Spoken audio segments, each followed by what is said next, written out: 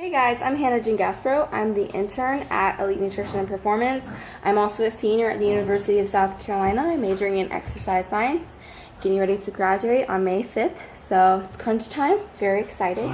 But today I'm going to show you guys how to produce the perfect protein shake. So I just ran a sprint workout outside, and then I came in and did about a 30-minute workout with my quads, my hamstrings, and my calves. So I basically tore my muscles up for about an hour, and it's time to give them back what they lost. So I make a protein shake because this is a really easily digestible option to provide your muscles with right after exercise. Because the rule of thumb when you are working out, whether you're trying to build muscle, lose weight, whatever it is, you should be trying to eat a high protein and carbohydrate meal within 30 minutes of exercise. I mean, if you can do it as soon as possible, that would be the best option, like finishing and then just quickly drowning this down. So that's exactly what I'm doing right now. I just finished, so now I'm going to build my protein shake. So I'm going to take you through what I do. So first, I use whey protein powder. And the reason I use whey protein powder is because, one, like I said earlier, we need to provide our muscles with protein right after exercise. And the reason we do that is because we've just torn our muscle fibers, whether we're running or lifting. And basically that's what muscle soreness is we're tearing those tiny little strings, I guess is the best way to put it, that make up our muscles. And then it causes inflammation and soreness. So it's not lactic acid that's making you sore, it's these tiny little tears. So in order to repair these tears, we need to have some protein.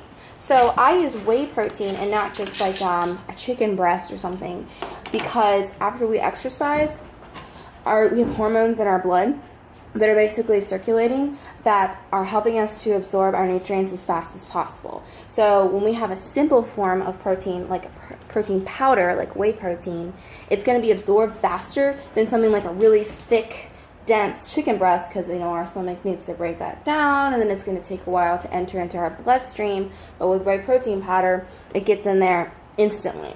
And we're just trying to get stuff back to our muscles as fast as possible. So I recommend anywhere from 20 to 30 grams of protein after exercise. I take around 20. So about 2/3 of a scoop of this, if you look in the serving size in the back, about 2/3 of a scoop of this is going to be 20 grams of protein. So I like chocolate because chocolate's great, but they also have vanilla and I think cookies and cream and stuff like that. So I'm just going to dump this in. So I've just added this to my protein shaker. Okay, next I do some carbohydrate. So much like with the protein, we want to get simple forms of carbohydrate into our protein shake because it's going to be easily digestible and something that's going to get into our muscle cells as fast as possible.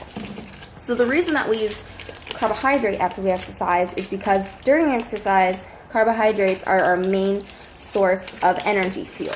So without them, we're going to bonk. So I don't know if you guys have ever watched people run marathons and all of a sudden they just like collapse. That's because the glycogen has been completely depleted, and glycogen is the storage form of carbohydrate in your muscles. So when we exercise, whether it's intense or long durations of exercise, we're using these carbohydrates. So in order to build our muscle and replenish it, we not only need protein, we also need carbs. That's a common misconception. Everyone thinks, oh, I just need to pound on the protein. No, carbohydrates are just as important for building your muscle. And if you're trying to go back to the gym, which I'm sure none of us are going to work out for one time a year and then just call it a year and think we're going to be healthy, we need to go back, right? So we need to replenish our body with those carbohydrates so that the next time we go work out, we've got something to use. Plus, we need to function the rest of our day. So if we have no carbs, good luck, right? So I'm going to take a tablespoon of sugar. The sugar, to me, is probably one of the simplest forms of carbohydrates that you can find. So I take a tablespoon of this, which is about short of 20 grams of carbohydrate, which is the recommended amount for after you exercise, and I'm dumping this in here. Now everyone's like, oh my god, you're adding sugar to your drink. Well, yeah, normally we wouldn't do this, right? But like I said, after exercise, it's actually very important that we give ourselves a very simple form of sugar. So this is the time that you can treat yourself. Another perk of exercising is you get to have sugar right afterwards. Okay, don't be dumping this in your drink throughout the day. It's not going to work that way, but right now it's a good time to do it. So finally, I add a supplement that some people are familiar with, some people aren't, and it's called creatine. Now, the reason I use creatine is because the workouts that I perform are repeated bouts of exercise that requires power and speed. I just hit a sprint workout, and I didn't just run one sprint and call it a day. I did one sprint, took a break, ran another sprint, took a break, and then in the gym, I did a couple reps of some hamstring curls, took a break, and so on. So creatine is it's a substance within your muscle cells, and basically it's used in a pathway called the phosphocreatine pathway, and this pathway produces energy in the form of ATP. It's kind of complicated, but just trust me on this. It produces energy that we need really fast, and it's going to let us be super powerful really quick and whatnot. So the problem with this pathway, though, is we can be depleted of creatine really, really fast, 1 or 2 minutes, and then it's done. So then the rest of the workout, we're not really having that power that we did in the beginning. And I'm sure all of you have experienced this. So the reason that scientists started studying creatine is they were trying to figure out that if we started supplementing with it, that we would have higher amounts of creatine before exercise, so it would take longer to deplete. And if it takes longer to deplete, we can perform at higher intensities longer throughout our workout, which means, if we're lifting more weight, more ability to build muscle, better ability to run faster and longer sets, so we can train harder and maximize our results. So what they found in these studies was that this is actually the case, and the ergogenic dose, or the recommended dose per day, is about 3 to 5 grams of creatine, and you just take this. I prefer to take it right after I work out, so I just add it to my protein shake, and then by doing this, I can actually perform harder, longer, like I said. So it's just a powder. I'm going to show it to you guys right here. So I'm using a 1/4 teaspoon measure. Half a teaspoon is equal to about 3 grams of creatine, so you're going to see me take 2 scoops of this. And if you see, it's just a white little powder, nothing complicated. It doesn't really taste like anything, but I wouldn't eat it plain because no one wants to eat straight up powdered.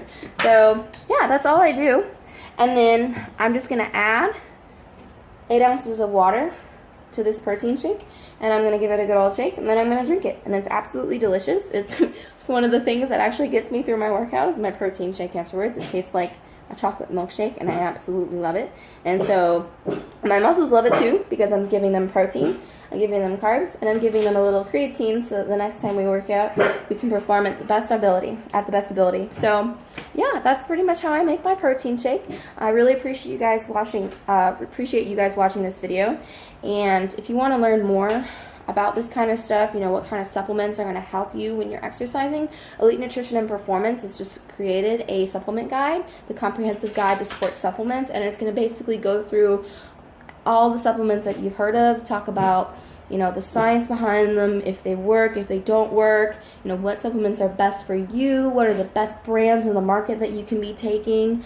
So this guide is absolutely crucial, I feel like, for anyone who's trying to maximize their performance, especially when we go into a supplement aisle and we see hundreds of supplements and we don't even know where to start. It's very overwhelming. So yeah, this guide is on sale for only $10.99 on our website, so you can just log on there and purchase it, and then you have an amazing resource at your hands.